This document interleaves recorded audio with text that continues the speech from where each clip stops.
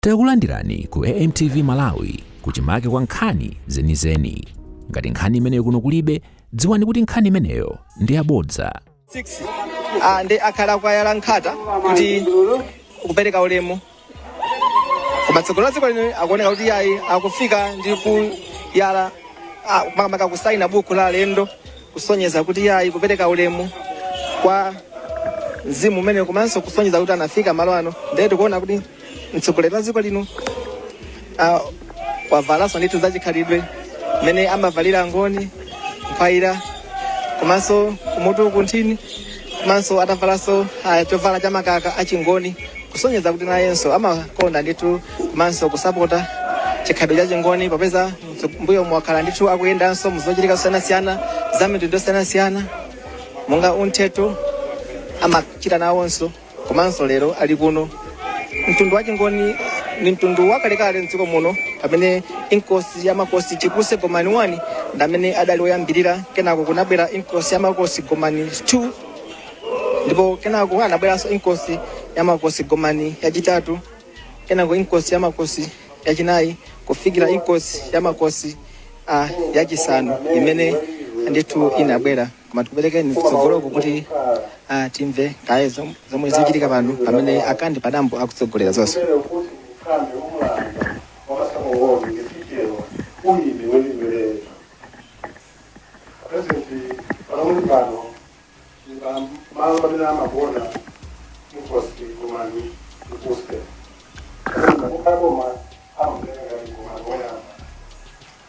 Utazikwa pamenepa, Your Excellency, njifaya kuti 1896 boma la Ngereza la Chisamunda lidaganiza kuti Malawi ambe kumakhoma msonkho ujati mati hard tax kale jenekelwa cha mwaka.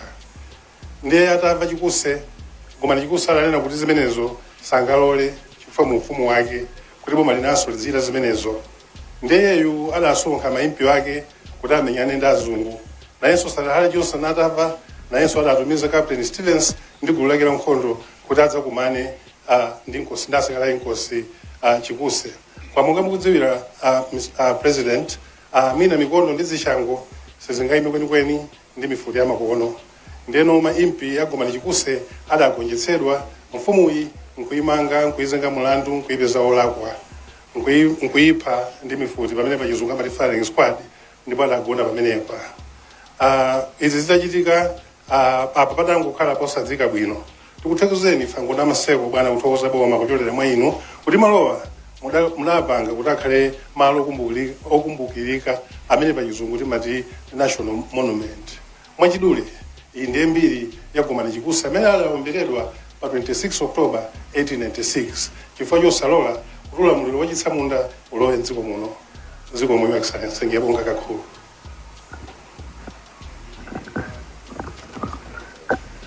Amene ndi akandi padambo kufotokozako za mbiri ya inkosi Gomani Chikuse amene akuti anaphedwa mwezi wa Okutobala chaka cha 1896. Choncho amafotokozapo ndithu mbiri yokhuza mfumu imene inkosi Gomani Chikuse imene inaphedwa ndithu mchaka chimenechi cha 1896. Choncho ndi chipilala chimene adachika kuti azikumbukira malemu inkosi Gomani Chikuse kuti mzimu wake zosamumtendere komanso kusonyeza kuti iyeyo adali wofunikira pa chikhalidwe cha chingoni komanso ndithu kuti iyeyo ndi munthu amene adzakhala akumukumbukira. Anaphedwa chaka 1896. Choncho mtsogoleri wa dziko lino akulowa kapena wafika m'malo mmenemu pamene muli chikumbutso cha inkosi Gomani.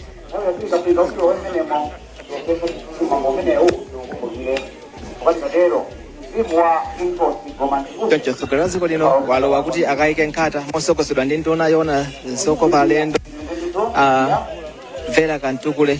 Akamalowa amenemu akuti samalola kuti anthu avale nsapato kapena chilichonse kuphadziko amayenera avule. Ndi mtsogoleri wa dziko linonso nayenso ngati munthu amene amasatira za chikhalidwe nayenso wavulanso nkwaita zimene anavala kusonyeza kuti ayi ndi mmodzi wa anthu amasatira za chikhalidwe. Samalola kuti munthu avale kanthu kuphadziko akamalowa mkati mmenemu. Ndi aliyense amene akulowa kumeneko amayenera akhale ali beya koma mtsogoleri wa dziko lino akhale akuyala nkhata Betha ngati menemu akuti salola kuti anthu avale chilichonse kuphaziko. Tusakulola menemu aliyense ndithu amene akulowa mkati mwakuyenera zoti avule nsapato. Naonanso mtsogoleri wa dziko lino nayenso sanavale. Kuona mtsogoleri wa dziko lino komanso mayi akunyumba Monica Chakwera nawonso ndithu avula nsapato zimenezi kufuna kulemekeza chikhalidwe monga mmene anenera.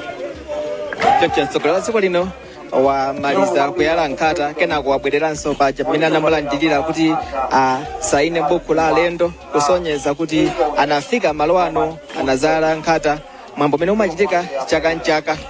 Choncho iyeyonso ngati munthu amene amalemekeza za chikhalidwe kubwera kusainira buku mmenemu buku la alendo pamene ali pambali pa ndi mayi wa fuko lino Monica Chakwera kumutsogolera komanso limodzi uku akuvina ngoma angoni amene avala zosiyanasiyana kusonyezanso kukondwerera chikhalidwe chawo cha chingoni pamene pamachitika zinthu zambiri kuyambira dzana lija dzulo komanso lero pamene mwambo umene umafika pa chimake pamene amakhala ndithu akukondwerera zosiyanasiyana zimakhala zochitika magule amakhala akuchitika osayiwalanso nkhani ya mowa anthu amakhala ndithu akuzipepesa pomwa mowa komanso ndithu zina zonse zochitika zosiyanasiyana zosonyeza kuti akukondwerera chikhalidwe chawo chaka nchaka chikhalidwe cha chingoni chimene ndithu ndi chofunikira pa chikhalidwe chimene cha chingoni.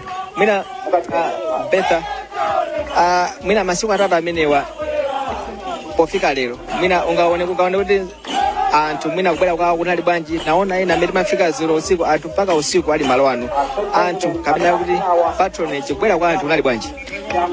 Mmene ukufotokozeramo tsiku loyambirira anthu analibe akufika kuti maona ndithu galimoto zosiyanasiyana kumafika anthu usiku kuchezera akulandirabe alendo chimodzimodzinso dzulo zinakhaliranso moteromo mongokumbutsanso kuti dzulo tinaona inkosi ya makosi koma 5 akukhazikitsa buku la chikhalidwe limene cholinga chake ndikulimbikitsa kuti mwambo wachinamwali uzichitika molemekeza ufulu wa atsikana komanso kulimbikitsa maphunziro awo kuti apite patsogolo. Ndicholinga choti makhalidwe ena amene amakhala akuchitika mbuyomu omwe miyambo yachinamwali omwe amapangitsa kuti mwina atsikana akangoti ukopezeka zoti ali ndi mimba zosakonzekera kapena adakala chipere ndikulekera sikulu pa njira zimenezi zisachitika. Taziona ndithu zikuchitika dzulo inkosi koma 5 kukhazikitsanso buku limeneli.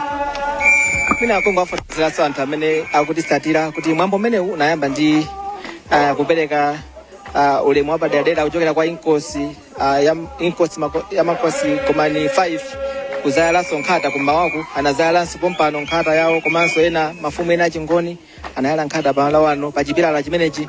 Kenakonso panali mwambo uja opha ng'ombe kupereka nsembe kwa inkosi komani chikuse nde amapha ng'ombe amachita kuibaya nde kunali mwambo umene ukuibaya ng'ombe kenako amayi kama kapena kuti uwende magazi ake amawatentesa kenako amapereka kwa mafumu akuluakulu kuti aje kusonyeza kuti apereka nsembe kwa inkosi chikuse komani imene idatisiya mchaka cha 1896 itachita kuomberedwa.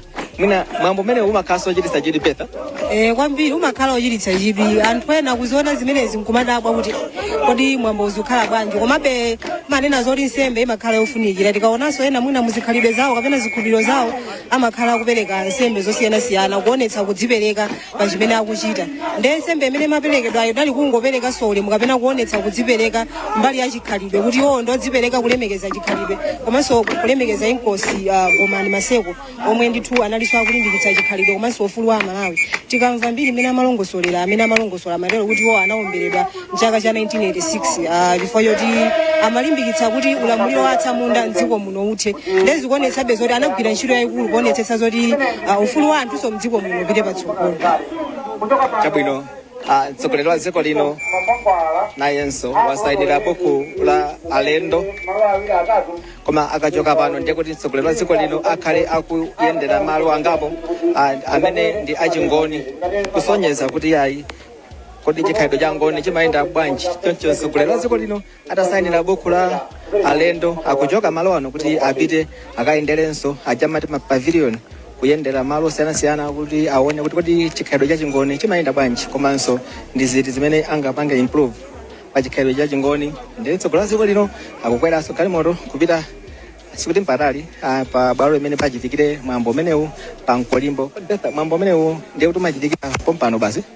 Mwambo umenewu umachitikira pa bwalo makamaka kwa chaka chino ukuchitikira pa bwalo la Mkolimbo limenewu umene ndithu ndikufupi ndi kumene anagona Nkosi Gomani Maseko ngati. Osayiwala kupanga subscribe ku channel ya AMTV Malawi.